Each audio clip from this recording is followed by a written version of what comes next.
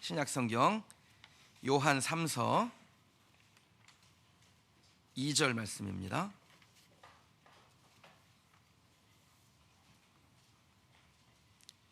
요한 3서 2절.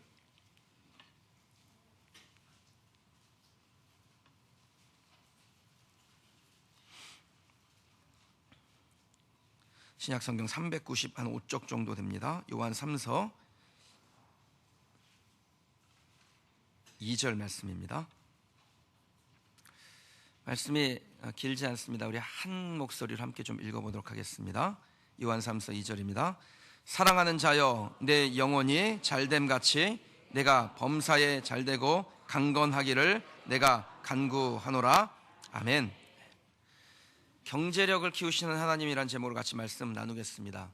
요즘 참 경제적으로 어렵다 이렇게 얘기하시는 분들이 많으셔서 우리가 이 어려운 때에 도대체 무엇을 붙잡아야 할까? 하나님 말씀 붙잡아야 되고, 우리를 승리케 하실, 우리의 삶을 풍성케 하실 하나님 붙잡는 성도들이 되시길 주님의 이름으로 축원합니다.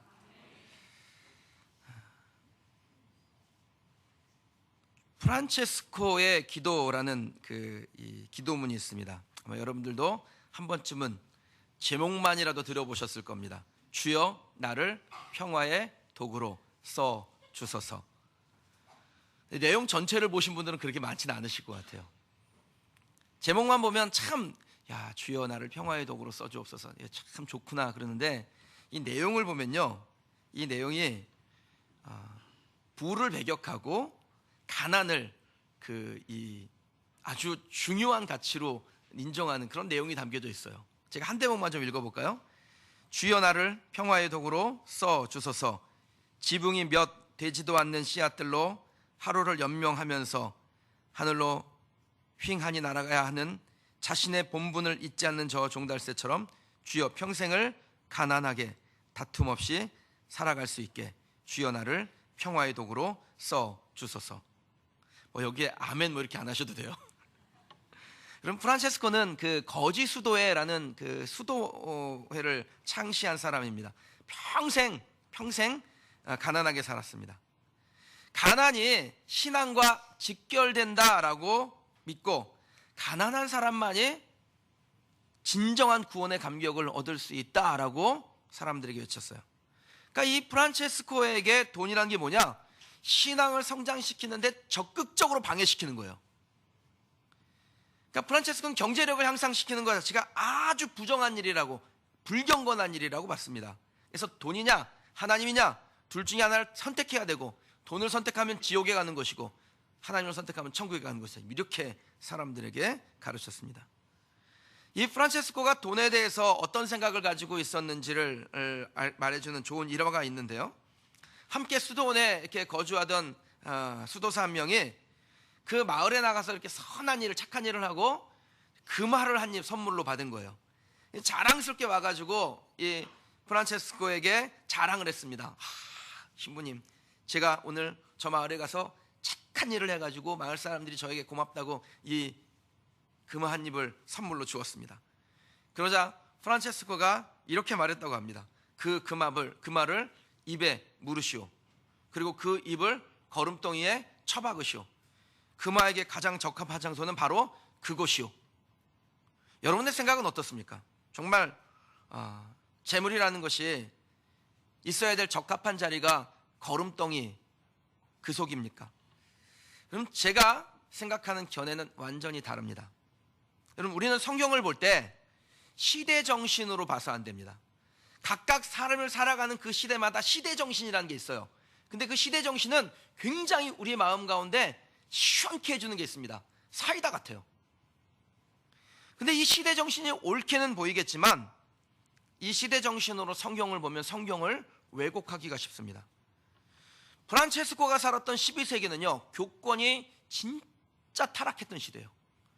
지금 교회가 타락했다 이런 얘기를 하는데요, 프란체스코가 살았던 12세기 교권의 타락과 비교하면 지금은 완전히 갓난아기 수준입니다. 올해가 종교개혁 500주년을 맞는 해인데 진짜 종교개혁이라는 것이 필요했던 그런 시대에 이 프란체스코가 살았습니다. 그러니까 프란체스코 같은 사람에게는 시대의 문제를 극복하는 것이 정말 이 사람의 사명과 같았겠죠. 그래서 물질을 배격한다. 이것을 시대 정신으로 붙잡고 이것을 가지고 신앙을 살았던 사람이었습니다. 물론 그때 그것이 수많은 사람들에게 하나님을 찾게 하는 좋은 기회가 됐던 것은 맞습니다. 그러나 그 시대 정신으로 성경을 보는 것은 위험합니다. 요즘 우리나라가 대통령이 자꾸 감옥에 가니까 이 대통령제를 없애야 된다, 막 그래서 개헌해야 된다, 막 그런 얘기들이 있는데 뭐 개헌을 해도 되고 안 해도 됩니다. 중요한 거는 제도가 아니니까요. 개헌해야 됩니다. 개헌이 시대 정신입니다. 여러분, 개헌한다고 세상이 뒤집어지는 것이 아니라 대통령이 똑바른 사람이 되면 되지요. 그러니까 제도가 문제가 아니라는 거예요. 시대 정신을 붙들면은 그걸 바꾸려고 합니다. 잘못된 해석을 합니다. 만약에 같은 논리로 돈이 있어야 될 것이 그야말로 거름덩이 속이라고 한다면 여러분, 하나님의 말씀이 훼손당하는 일이 일어나요. 지난주에 제가 여러분에게 인용한 구절 중에 신명기 8장 18절 말씀이 있습니다. 하나님께서 우리에게 재물 얻을 능력을 주셨는데 이같이 하심은 우리의 조상들에게 약속하신 것이라 그랬어요. 그리고 이와 같이 오늘 이루시려고 하시는 것이 하나님의 계획이라고 말씀드렸습니다. 그럼 만약에 돈이, 재물이 있어야 될 적합할 곳이 거름덩이 속이라면 여러분, 하나님께서 뭐 하려고 이 말씀을 성경에 기록하셨겠습니까? 성경은 시대 정신으로 푸는 것이 아니라 그 시대가 요구하는 어떤 가치, 사상으로 푸는 것이 아니라 그냥 성경 그 자체로 푸는 겁니다. 돈은요, 절대로 하나님을 대신할 수 없고 하나님을 대신하게 해서도 안 됩니다. 그건 굉장히 위험한 거예요. 우리가 가지고 있는 재물이나 우리가 가지고 있는 물질적인 것들이, 그런 요소들이 하나님의 자리를 대신하면요, 그건 위험한 거죠. 그건 멸망으로 가는 길입니다. 그렇다고 해서 그 재물이 나쁘냐? 그럼 재물은 나쁘지도 않고 좋지도 않습니다. 어디에 쓰느냐가 중요할 뿐입니다. 만약에 돈이 하나님의 영광의 회복을 위해서 쓰인다면 그건 좋은 거예요. 그러나 하나님의 자리를 대신하는 것으로 쓰인다면 그건 위험한 것입니다. 저는 하나님께서 우리에게 재물을 주실 때 이 재물이 하나님이 기뻐하시는 곳에서 쓰임받기를, 그래서 하나님의 영광의 회복이 일어나는 일에 여러분과 또 여러분에게 허락하신 재물이 쓰임받기를 주님의 이름으로 축원합니다. 오늘 우리가 읽은 말씀에 보면요, 하나님께서는 우리에게 있는 두 영역에 하나님의 기대하심이 담겨져 있다라고 말씀하세요. 우리의 영혼이 잘됨 같이 우리의 범사가 잘되고 강건한 길을 원하는 것이 하나님의 마음이라는 것입니다. 하나님의 말씀 속에서는요, 우리가 풍요해지길 원하는 하나님의 바람이 담겨져 있습니다. 우리의 영적인 영역이 풍성해지고 우리의 경제적 영역을 포함하여 우리의 모든 것이, 범사가 풍요하게 되는 것이 하나님의 기대하심이라는 겁니다. 많은 사람들이 가난과 경건을 이렇게 친척지간으로 생각합니다. 굉장히 가까운 것으로. 그래서 가난하게 되면 경건하게 되는 것, 이렇게 생각하는데, 여러분, 제가 지난주에도 말씀드렸죠. 하나님께서 우리에게 주신 사상은 뭐냐? 기독교 사상은 청빈이 아니라 자족입니다. 무엇을 주셨든지 그것에서 감사하고 기뻐하고 그것을 누리며 사는 것이 하나님의 자녀들의 삶이라는 거예요.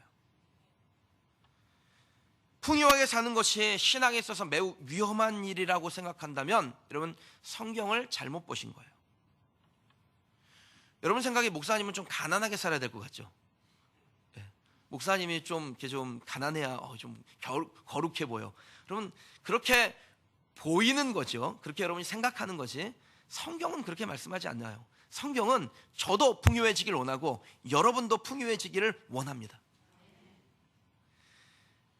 가난이라는 것을 경건과 연관지어서 생각하는 우리의 오래된 사고, 유교로부터 내려오는 유교적 사고가 있는데, 여러분, 이것을 성경으로 극복하셔야 돼요. 만약에 하나님께서 너희가 가난하여 형편이 어려워서 하나님을 더 깊이 만날 수 있다라고 말씀하셨다면은, 여러분, 하나님께서 우리의 영혼이 잘 되고 우리의 범사가 잘 된다라고 말씀하지 않으셨을 거예요. 그냥 우리의 영혼이 잘 되면 된다. 우리가 때때로 전통이나 우리가 가지고 있는 정서의 토대에서 신앙을 지키려고 할 때가 있습니다. 어떤 전통도 어떤 정서도 하나님의 말씀 위에 존재할 수 없는 겁니다. 오직 성경이 가장 위에 존재하시고 그 성경의 말씀대로 살면 잘 사는 거예요. 그럼 오늘 성경이 우리에게 뭐라고 말씀합니까? 사랑하는 자여, 내 영혼이 잘됨 같이 내가 범사에 잘되고 강건하기를 내가 간구하노라. 여러분, 우리의 영혼이 잘되기를 하나님께서 원하고 계세요. 구원의 감격을 날마다 누리기를 원하십니다. 우리가 예수 그리스도를 만나고 예수 그리스도와 함께 살고 그리스도와 동행하며 하나님께서 주신 그 영적인 형통을 통해서 우리의 영이 잘되기를 원하시는 것이 하나님의 마음인 줄 믿습니다. 동시에 하나님께서는 우리의 모든 영역이 잘되기를 원하세요. 제가 오늘 경제력을 키우시는 하나님이란 제목을 붙잡았으니까 그 모든 영역 안에 경제 부분만 좀 띄어서 보십시다. 하나님은 우리의 경제가 풍성해지기를 원하신다라는 거예요.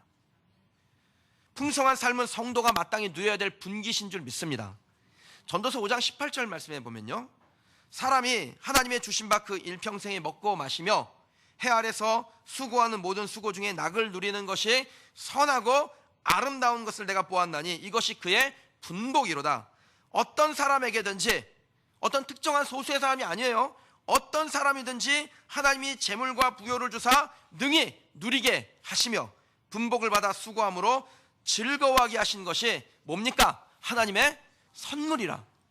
그러면 하나님께서는 우리의 영이 잘되게 하시는 것을 선물로 주신 줄 믿습니다. 동시에 하나님은 우리의 범사가, 우리의 모든 것이, 우리의 경제력이 향상되게 하시는 것이 하나님의 바람이시고 우리에게 주신 선물인 것을 믿으시길 주님의 이름으로 축원합니다.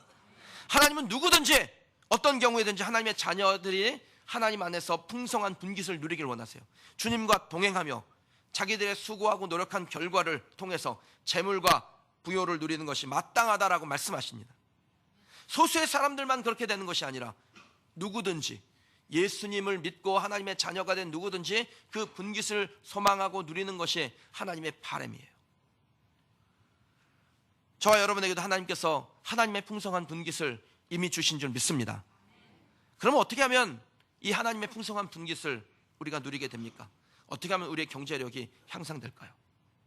마가복음 10장 29절에서 30절 말씀에 보니까요, 예수께서 가라사대 내가 진실로 너희에게 이르노니 나와 및 복음을 위하여 집이나 형제나 자매나 어미나 아비나 자식이나 전토를 벌인 자는 금세에 있어 현세에 있어 집과 형제와 자매와 어머니와 자식과 전토를 100배나 받되 박해를 겸하여 받고 내세 영생을 받지 못할 자가 없느니라. 아멘. 그럼 여기에서 하나님께서 우리에게 주시고자 하는 하나님의 메시지를 발견하시기 바랍니다. 우리가 어떻게 하나님의 풍요를 누릴 수 있을까요? 명쾌한 해답을 하나님께서 우리에게 주시죠. 권리를 포기하는 겁니다. 내가 권리라고 생각했던 것을 포기하는 거예요. 누구를 위해서요? 예수 그리스도를 위하여, 복음을 위하여 내가 가지고 있던 권리라고 생각하는 그것을 포기하는 것이 바로 하나님의 풍성한 분깃 안으로 들어가는 것이라는 겁니다. 하나님은 복음을 위하여, 예수 그리스도를 위하여 우리가 권리를 포기할 때 우리에게 다시 돌려주시는데 그냥 그대로 돌려주시지 않으세요. 풍성한 분깃으로 주세요. 오늘 마가복음에 있는 말씀에 의하면 100배로 더해서 돌려주십니다. 복음을 위하여 형제나 자매를 포기했습니까? 그 형제나 자매가 100배로 우리에게 돌아오는 것입니다. 부모나 자식을 포기했습니까? 100배로 돌아오는 겁니다. 내 남편을, 내 아내를 포기했습니까? 100배로 우리에게 돌려주신다라는 거예요. 지금 한 명 있는 것도 피곤해 죽겠는데 100명이나 주신다고요? 100배로 좋아진 남편, 100배로 좋아진 아내, 100배로 좋아진 자녀로 우리에게 돌려주시겠다라는 거죠. 전토를 포기한 사람에게는 포기한 전토의 100배를 받게 하시는 것이 하나님의 계획이세요. 전토를 100배로 돌려받는다. 이게 뭡니까? 경제력이 향상된다, 증가된다라는 하나님의 강력한 메시지입니다. 소유를 포기하라니까 가진 것도 없는데 그것까지 달라고 하십니까? 여러분, 소유를 포기하라고 할 때 그 소유의 포기가 뭐냐? 소유의 권리를 포기하는 거예요. 소유권을 포기하는 거예요. 잘 보셔야 돼요. 소유를 가지지 말라는 것이 아닙니다. 소유의 권리를 포기하라는 겁니다. 주인이 누구냐 정확하게 인정하라는 것이에요. 하나님이 내 소유에, 내가 가지고 있는 건강, 내 자녀들, 내 재물, 내 모든 것의 주인이시라는 것을 인정하는 것이 바로 소유권을 포기하는 겁니다. 그럴 때 100배로 받게 된다라는 거예요. 근데 이 모든 것을 죽고 난 다음에 천국에서 맨션으로 받냐? 그게 아니라 분명히 말씀은 현세에서 우리가 살아가고 있는 이곳에서 하나님께서 100배로 돌려주시겠다라는 겁니다. 여러분이 하나님을 위하여 내 권리라고 생각하는 것을 포기하는 신앙인이 되시면 하나님의 약속은 반드시 그 약속대로 이루어질 줄 믿습니다. 포기하는 신앙인이, 권리를 하나님께 넘겨드린 신앙인이 경제력이 100배로 향상됩니다. 경영에 능통한 그 어떤 사람도 100배로 경제력을 향상시키는 건 어려운 일이에요. 그런데 하나님은 하실 수 있습니다. 왜냐하면 지금도 그렇게 하고 계시기 때문에. 많은 분들이 하나님과 이렇게 거래를 하려고 그래요. 하나님, 제게 줄 거 주십시오. 그럼 저도 하나님께 드릴 거 드릴게요. 기브 앤 테이크지요. 근데 하나님은 우리에게 어떻게 하기를 원하시냐? 우리의 자세가 바뀌길 원하세요. 하나님께 드릴 것을 먼저 내가 드리겠나이다. 그리고 저에게 약속하신 것을 하나님께서 주시기를 원합니다. 내용만 바뀌는 것이 아니라 우리의 행동이 바뀌기를 원하시죠.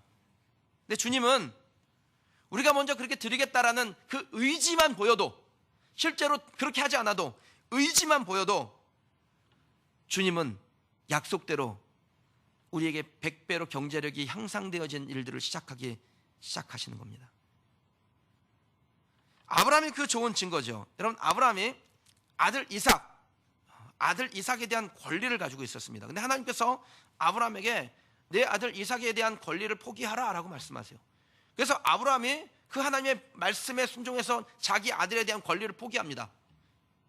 제물로 드린다는 것은 내 것이 아니니까 하나님께 제물로 드리겠다고 결정한 것은 권리를 포기한 거예요. 근데 권리를 포기하고 난 다음에 어떤 일이 일어납니까? 하나님께서 이 아브라함의 삶에 이삭을 죽이지 않을 뿐 아니라 도로 돌려받았을 뿐 아니라 100배로 좋아진 자녀, 순종의 자녀, 믿음의 조상으로 돌려받았을 뿐 아니라 하나님께서 이 아브라함의 경제력을 100배가 뭐예요? 그 이상으로 향상시키시죠. 그래서 그로 하여금 나라와 민족이 시작되게 하고 예수 그리스도가 이 아브라함의 후손을 통하여 오고 온 인류가 구원받는 하나님의 놀라운 역사가 이루어지게 된 것입니다. 사랑하는 여러분, 하나님께서 여러분들이 하나님을 나의 주님으로, 내 모든 소유의 권리자로 인정할 때 여호와 이레를 준비하실 줄 믿습니다. 예비하시는 거예요. 그 예비하심을 발견하는 저와 여러분 되시길 주님의 이름으로 축원합니다. 우리가 이 경제력을 향상시키기 위해서 어떻게 신앙을 온전하게 훈련해야 될까요? 먼저 하나님의 것을 인정하는, 즉 우리의 권리를 포기하는 것을 훈련해 보시기 바랍니다.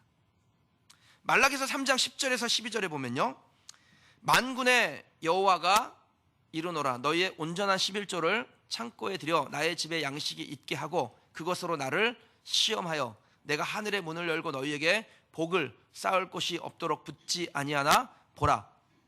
만군의 여호와가 이르노라, 내가 너희를 위하여 메뚜기를 금하여 너희 토지 소산을 먹어 없애지 못하게 하며 너희 밭의 포도나무 열매가 기한 전에 떨어지지 않게 하리니 너희 땅이 아름다워짐으로 모든 이방인들이 너희를 복되다 하리라. 만군의 여호와의 말이니라. 아멘.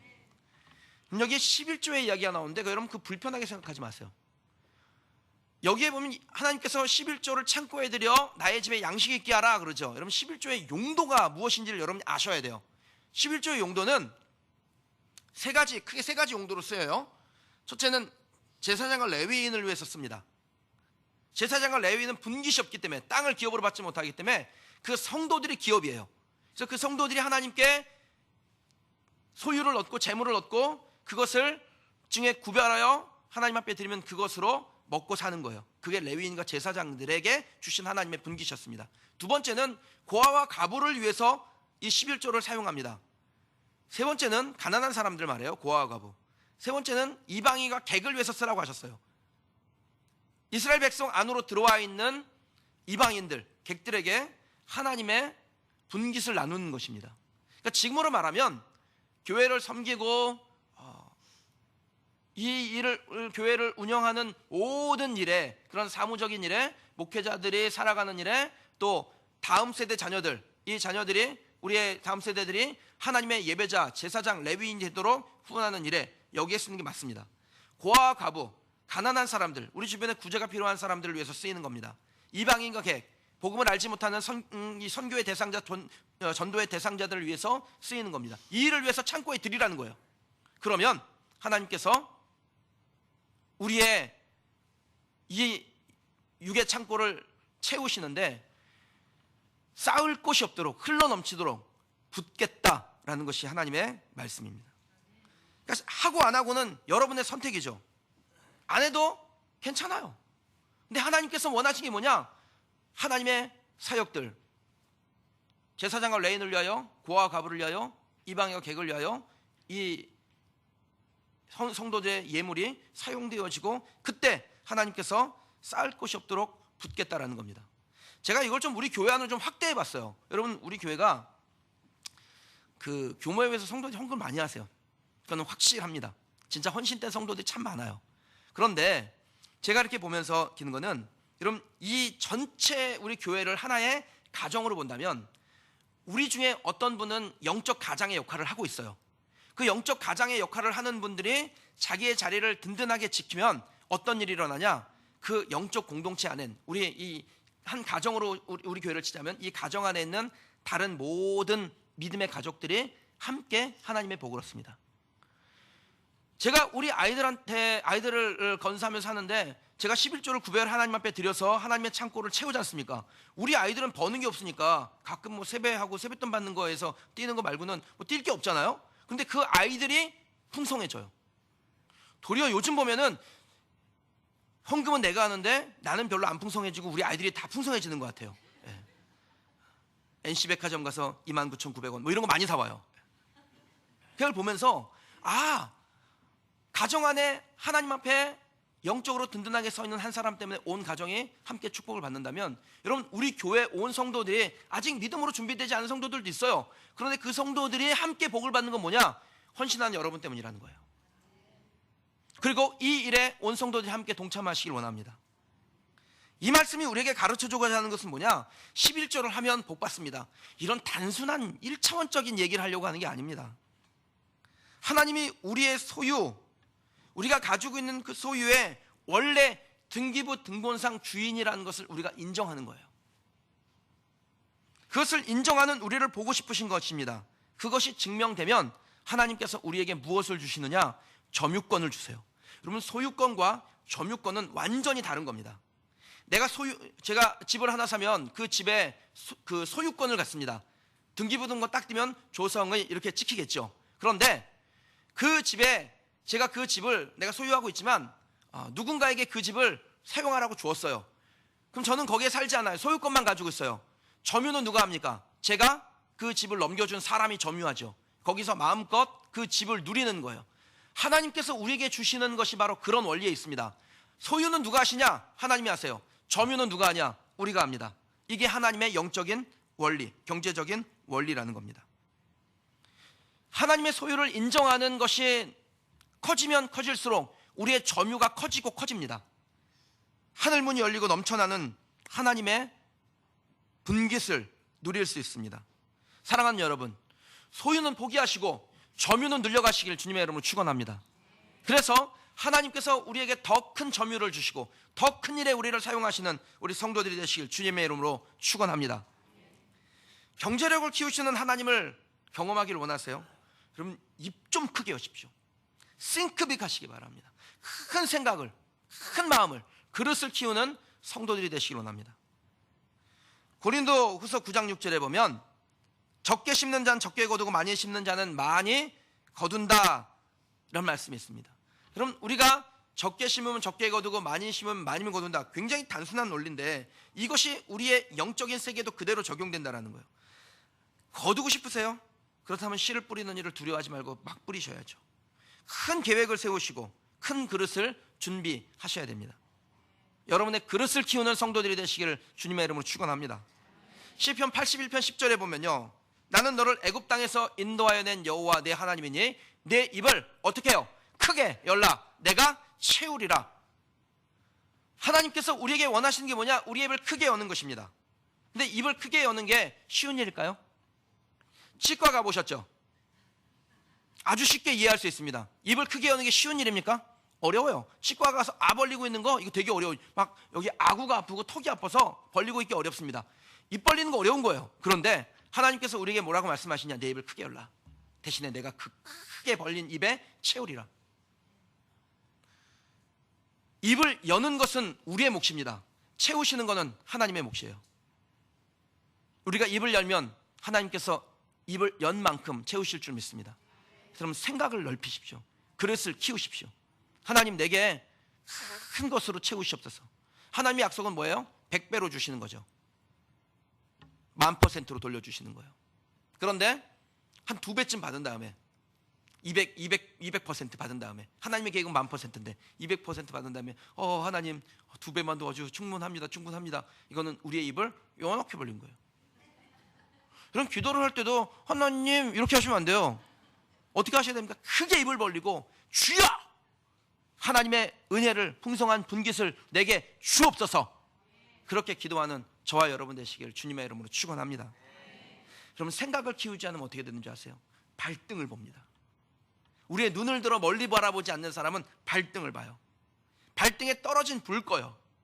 제가 그 서울의 총신대학교를 나왔어요. 우리 교단 직영신학교예요.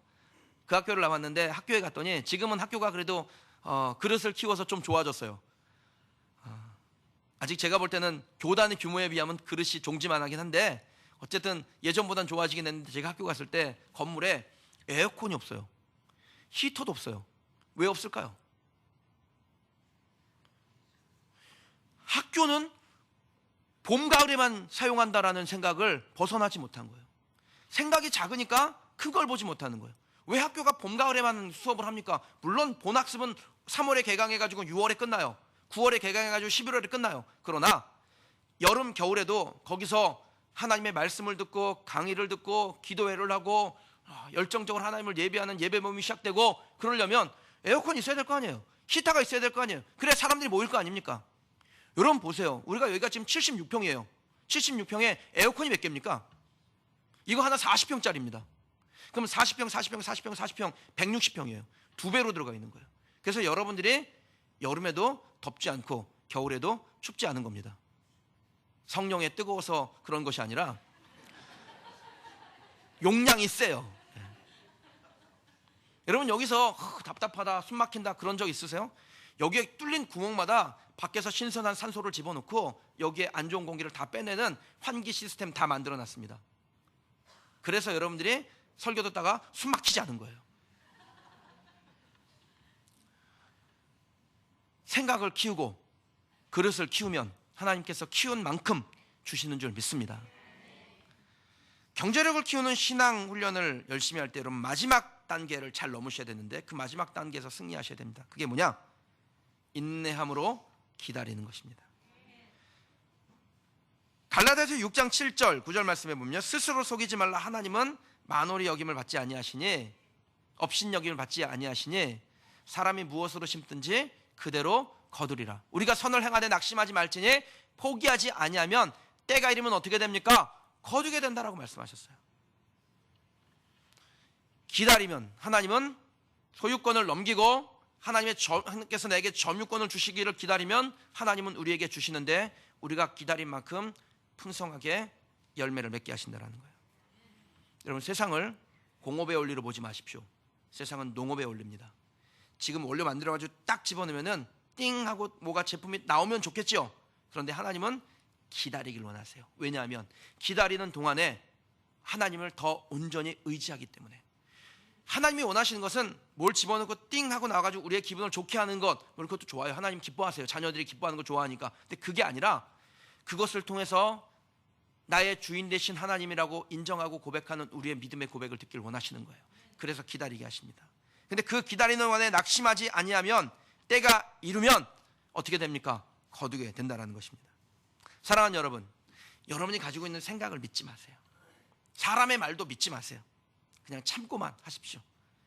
유난히 귀가 얇으신 분이죠. 누가 뭐라 그러면 홀깃하는 분. 여러분 이런 분들은 더 열심히 설교를 듣고 더 열심히 성경을 보고 하나님의 음성을 들어야 돼요. 안 그러면 사기당하기 딱 좋아요. 내가 귀가 얇다. 사람이 뭐라 그러면 홀깃해요. 네? 그런 분들은 뭐 하셔야 되냐? 하나님의 말씀에 집중하십시오. 그리고 저에게 물어보세요. 제가 대답해 드릴게요. 자녀 교육하는 거 똑같습니다. 옆집에 김 여사가 하버드 어학원이 좋다는데 그럼 하버드 어학원 확 가가지고 등록해요. 적응할 때쯤 됐는데 앞집에 사는 이 여사가 보스턴 어학원이 좋다는데 그럼 애 빼가지고 보스턴 어학원으로 그럼 왔다 갔다 하다 학원비 관리비 대줘도 인생 끝나는 거예요. 그럴 때는 말씀을 딱 보면서 하나님 이 말씀에서 내가 선택해야 될 게 뭡니까? 하나님께서 응답 주시면 그 응답 붙잡고 그곳에 가서 기다리는 동안에 하나님께서 때가 되면 열매 맺게 하실 줄 믿습니다. 여러분 스스로에게 자주 말씀하셔야 돼요. 나는 오직 하나님을 신뢰하겠다고, 하나님의 말씀만 믿겠다고. 그럴 때 하나님께서 우리에게 점유권도 주시고 그리고 그 점유를 누릴 때 그것이 우리에게 근심이 되지 않아요. 점유를 자꾸 소유로 바꾸려고 하면 근심이 됩니다. 근데 그냥 점유를 누리면 돼요. 공짜로 받은 거예요. 마음껏 누리세요.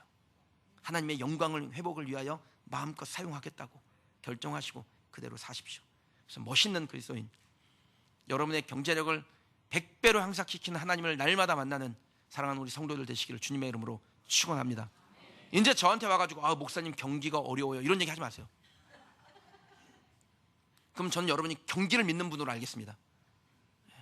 경기도에 사는 것도 억울한데 경기를 너무 믿지 마시고 오직 주님 믿는 저와 여러분 되시기를 주님의 이름으로 축원합니다. 말씀 놓고 기도하는 시간 갖겠습니다.